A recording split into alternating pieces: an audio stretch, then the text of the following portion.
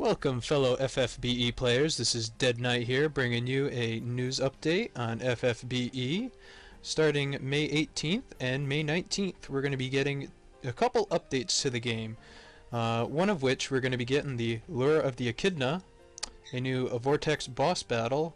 Brand new one. I believe it's new to global, and it's going to be a pretty tough one. It's a demon enemy, and it looks like Demon Killer is going to be very effective against it. And you're going to want abilities to cure status ailments. I think the main two or couple that we're going to need to cure is Poison for one. We're going to need to cure Petrify, and we're also going to need to cure Confusion. This boss is going to be throwing out a lot of those status ailments, and it's going to be quite a slog to go through. I know on Elite, the first thing it does is it will drain the MP from one of your characters and petrify them. So you got to worry about that in the beginning. It'd be a good idea to have basically nullified status ailments going straight off into this boss, or it's going to be a bit of a tough time. But if you can get Demon Killer on most of your characters, then the boss battle should go particularly easy. Completing it on advanced, you will get 100 lapis, common as usual. For the pro, we're going to give rare summon ticket, also common, pretty nice, gets you a free summon. On elite, we get the assassin vest. You get defense plus 40, spirit plus 20. It's pretty nice. And nullify poison paralysis, exactly what you want for this boss. Too bad you have to get it on elite. And enables evade, so you're going to be able to negate some attacks with that. So it's pretty nice. You can equip that on most of your characters, and it'd be a nice little buff. Also, for the specialty rewards for completing certain requirements, you get Echidna's Kiss, usual mag 30%, so you get a free Shen and Toto.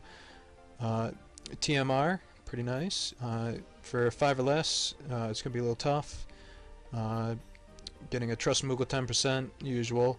And what I'm liking now is no items, you get 2 summon tickets. That's actually really nice. And you can enlist the help of the typo characters to try to defeat it. Alright, for other news, the featured summon. Alright, for the main thing, we're getting Final Fantasy Typo Part 3. We're getting Cease, Rem, and King. Alright, and let's start off at the bottom. So first we're getting base 3-star, going up all the way to 5-star. We're getting Cease. It's your classic base 3-star. Not too much to go on this. Looking at the stats, she is going to get a little bit of magic. Nothing special, just thunder moves, Thundaga, gravity. Only good for playing through the story or just taking care of fodder enemies. She does get drain HP from all enemies. It's not bad if you need to gain some life. If you're a free-to-play player, it's pretty nice to have. Dark Nebula, damage and chance of stopping one enemy. Not bad, stopping one enemy. Always great to have. Grim Reaper, chance instantly KOing all enemies. Most of the time, you're never going to be using this. The only time you're going to be using it is against cannon fodder, regular enemies, just because almost everything else is immune to insta KOs. Her Trustmaster, defense and spirit, plus 20% persistent. Nothing too special. If you're going to be summoning a lot on this banner and you get her, it's always good to just get a quick, easy TMR of defense and spirit. Good for your healers or defenders, keeping their magic and physical defense up. Other than that, there's not much to say about her. She does get some specialty equipment and some bonuses to her the weapons that she gets. Everything else is just increasing spirit or mag to herself, defense and attack. Nothing too special with her. The next unit, base 4-star going up to 6-star, is King. I'm pretty excited for him. You don't get too many gun characters. We have Olive. That's the main gun character that we have, and she is one of the top tier. He is going to be attacker, 239 for 4-star. Not bad, especially if you're free to play. Grabbing him, he could definitely be a part of your team. TMR, restore MP every turn during battle. Not bad. It's always nice to have MP recovery if you're going long in a battle, especially against bosses and the Echidna. It's always good to have the MP because she likes to drain it. Featured abilities, stuff that he'll have is High Cap Magazine, boost attack by 20% and boost critical hit rate. It's pretty nice. You think gun character hit crits, very nice. Indomitable, automatic revive caster one time. That's always nice if you're going against enemies like Gilgamesh with an insta KO. I know we have safety bit now, but it's still pretty nice. And the global exclusive, something we're going to get to kind of make him better than the JP version, because he probably doesn't see a lot of love there. Enable the unit to wield 2 guns. That's pretty nice. The only problem is the only good guns we have are just Olive's gun and then just a couple others, but they're kind of tough to get through TMR.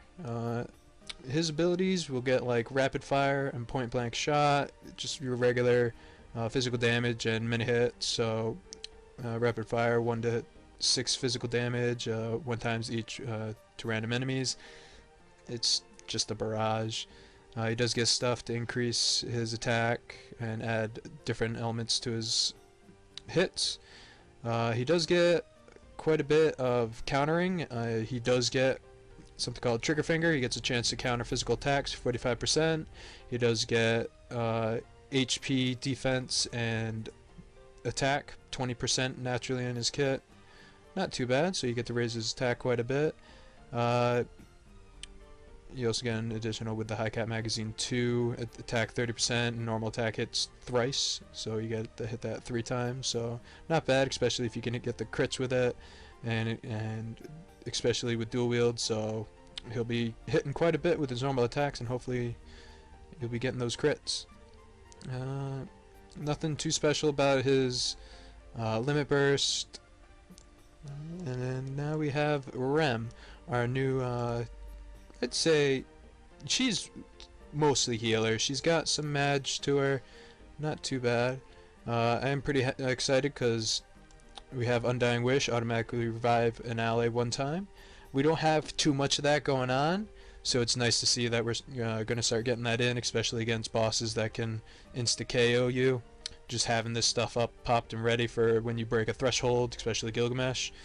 You're ready and willing to go.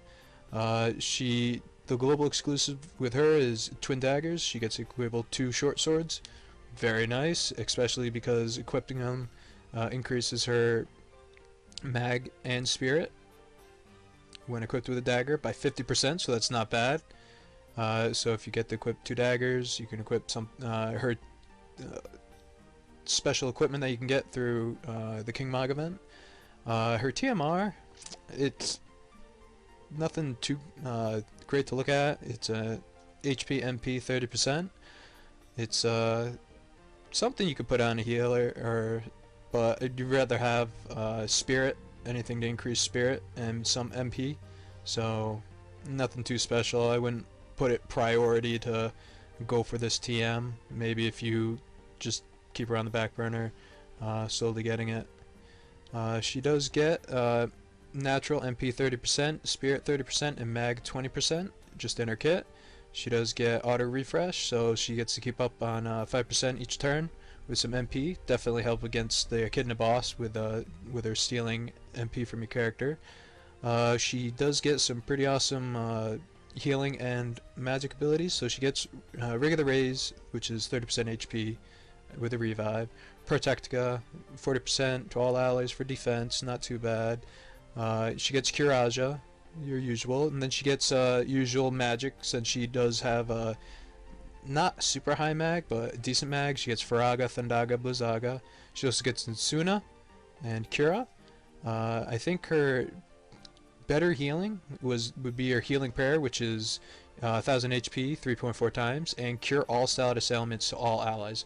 That's a big bonus to have with her. Just with the Echidna boss, with all those random status ailments it'll inflict, having her being able to heal and cure all status ailments is very nice.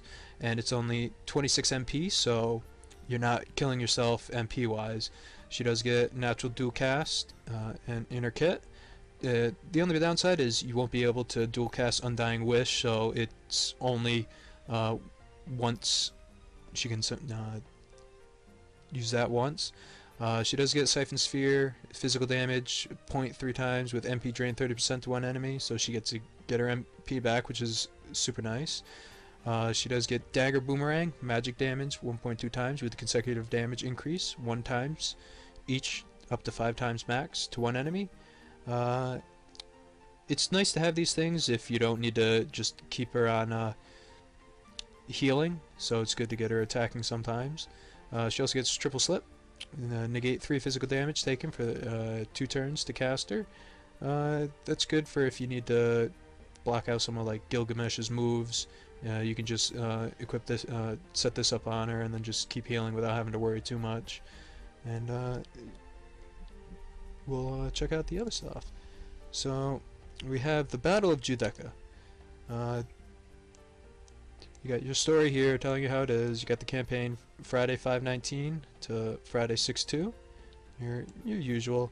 And then you got your usual summon ticket for beginner. This time you got blue Phantoma going around.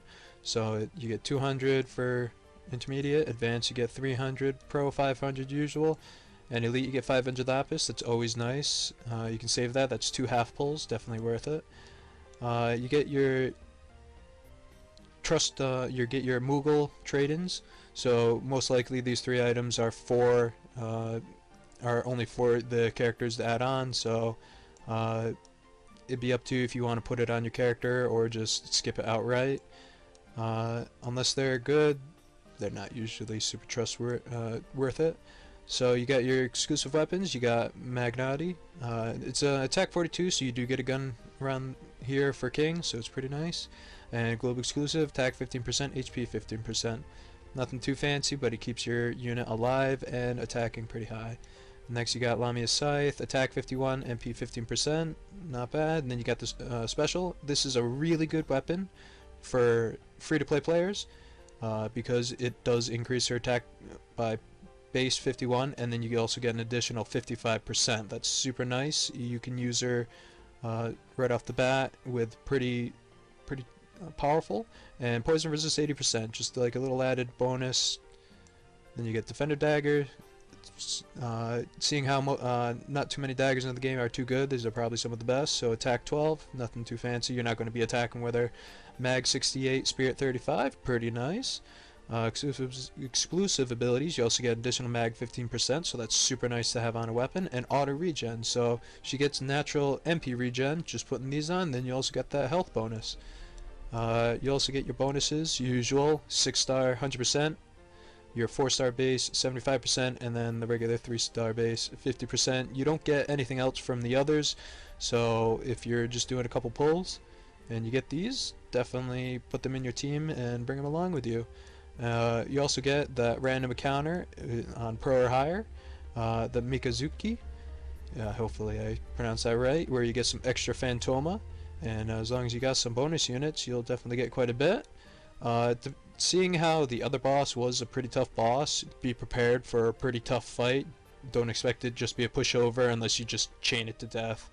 And it is saying it has a powerful fire, lightning, and ice elemental attacks, Kupo, so expect it to be somewhat resistant to those as well. And just if you are not prepared to fight it, either have escape or some smoke bombs ready just to run away from the battle. And I think that's just gonna be it. We got some pretty good units. Rem is definitely a pretty cool one to grab, also King and Sice. King, pretty decent. You're gonna have a pretty good job critting with them, countering some attacks so you get some additional in, and just non-stop attacking with him. Rem's gonna be a good just upkeep character, making sure your units are nice, healthy, ailment free, and all healed up.